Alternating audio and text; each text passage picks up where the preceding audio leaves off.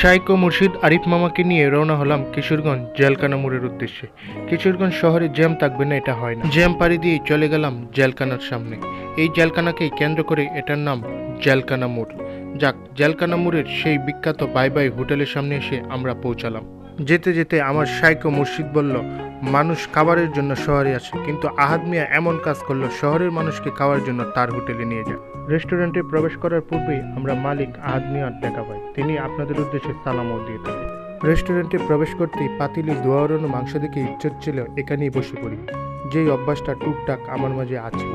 রেস্টুরেন্টের ভিতরে একটা সিটও ফাঁকা নেই।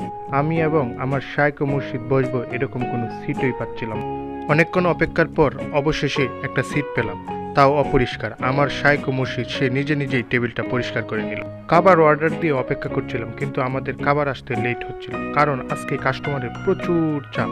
অপেক্ষা করতে করতে অবশেষে আমাদের টেবিলে খাবার নিয়ে আসা হলো। চাউলের রুটি আর ধোয়া ওড়ানো গরুর মাংস দেখে সত্যি সকল ক্লান্তি যেন দূর হয়ে গেল।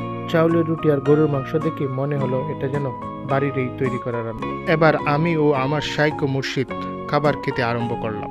আপনাদের বলে রাখি, আপনারা যদি এই হোটেলে যান তবে একসাথে 8-10টা রুটি জন প্রতি অর্ডার দিয়ে রাখবেন, নয়তো পরে রুটি দিতে অনেক লেট করে এবং খাবারের মজা চলে যায়। খাবার শেষে আমি আমার শাইখকে নিয়ে কোল্ড ড্রিঙ্কস মজু খেলাম।